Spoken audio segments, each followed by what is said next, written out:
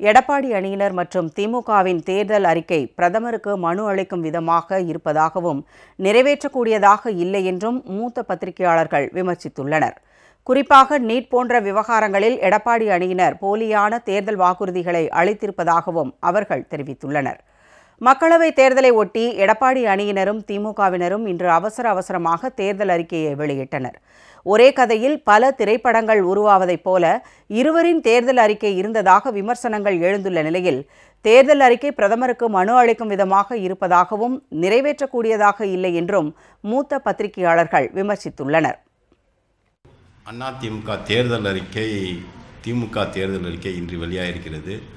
அதிமுக தேர்தல் அறிக்கை முதல் பகுதியை படிக்கும்போது ஆளுநர் உரை போல் ஏதோ சில சாதனைகளாக வரிசையாக ஒரு 15 பக்கத்துக்கு எழுதியிருக்கிறார்கள்.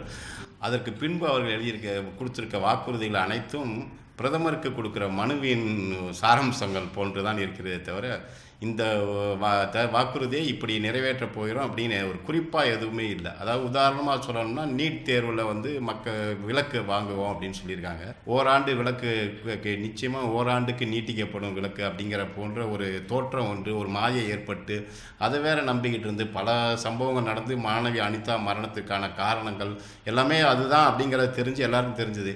அப்போல்லாம் செய்யாமல் இந்த இத்தனை ஆண்டுகளாக செய்யாத இதை இனிமேல் போய் மத்திய அரசு நீட் தேர்வு விலக்களிக்க உதவுமா அப்படிங்கிறது தெரியல.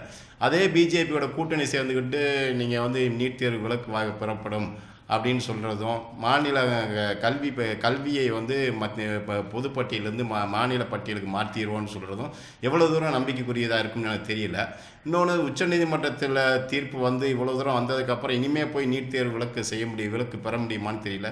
அது ஒரு போலியான வாக்குறுதியாக தெரியுது. அதுக்கு இல்லாவிட்டால் அதில் எப்படி செய்ய போகிறோம் என்று ஏதாவது குறிப்பிட்டிருக்கலாம்.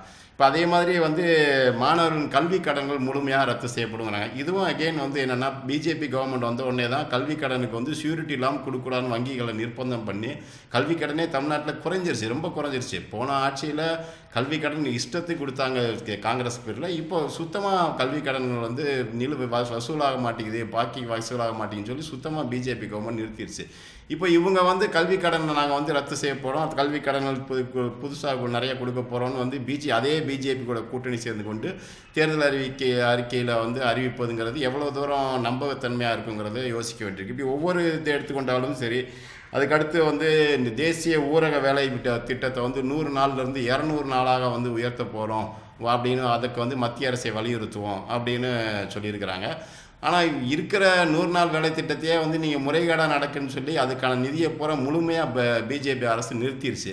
அதே பிஜேபி அரசோட சேர்ந்துக்கிட்டு நீங்கள் நாளைக்கு நாங்கள் 100 நாள் வேலை திட்டத்தை 200 நாளாக உயர்த்துவோன்னு சொல்வதை எப்படி நம்ப முடியும்? திமுக தேர்தல் அறிக்கையை பார்த்தா இது அப்படியே இன்னொரு விதமாக இருக்குது. அதிமுக தேர்தலுக்கு வளவலான் இருந்தால் திமுக தேர்தலுக்கு சார்பாக சொல்லியிருந்தாலும், ஆட்சிக்கு விட்டது போல் அவர் எல்லாமே நிறைவேற்றப்படும் நேரடியாக சொல்லியிருக்காங்க. அது எவ்வளோ தூரம் முடியும்னு தெரியல. அவங்களும் நீட் தேர்வு ரத்து செய்யப்படும் இருக்காங்க. நீட் தேர்வு ரத்து செய்யப்படும் இவங்க ஆட்சிக்கே வந்துட்டது போல் சொல்கிறாங்க.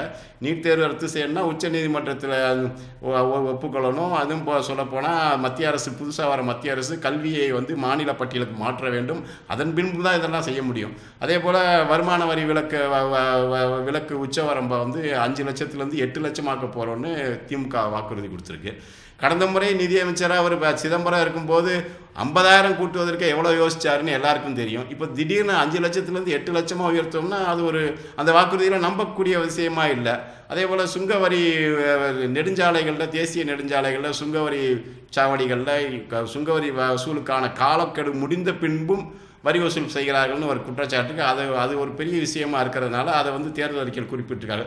இதே திமுகவை சேர்ந்த திரு TR பாலு மத்திய அமைச்சராக இருக்கும்போது இந்த BOT ஸ்கீமில் இந்த பாலங்கள், இந்த தேசிய 4 வழி சாலைகள்லாம் கட்டப்பட்டது. அப்போவே இந்த சுங்க வரி வசூலுக்கு அவங்க ஒரு இதை வச்சுருந்துருக்கலாம், ஏன் வைக்கலை இப்போ அவங்க சொல்கிறாங்க. இதே மாதிரி இப்போ திமுக தேர்தல் அறிக்கையிலையும் சில நம்ப முடியாத விஷயங்கள் இருக்குது. 2 தேர்தல் அறிக்கையும் தேர்தலில் எப்படியாவது வாக்குகளை பெற வேண்டும் என்று சொல்வதற்கான குறிப்பிட்ட தேர்தல் அறிக்கையாகத்தான் இருக்கிறதே தவிர, ஒவ்வொன்றுக்கும் சாத்தியக்கூறுகள் திராவிட முன்னேற்ற கழக அறிக்கையில் இல்லை. அதிமுக அறிக்கையில் முழுக்க பிஜேபிக்கு பயந்தே அந்த தேர்தல் அறிக்கையும் தயாரித்தது மாதிரி இருக்கிறதுங்கிறதா என்னோட பொதுவான கருத்து.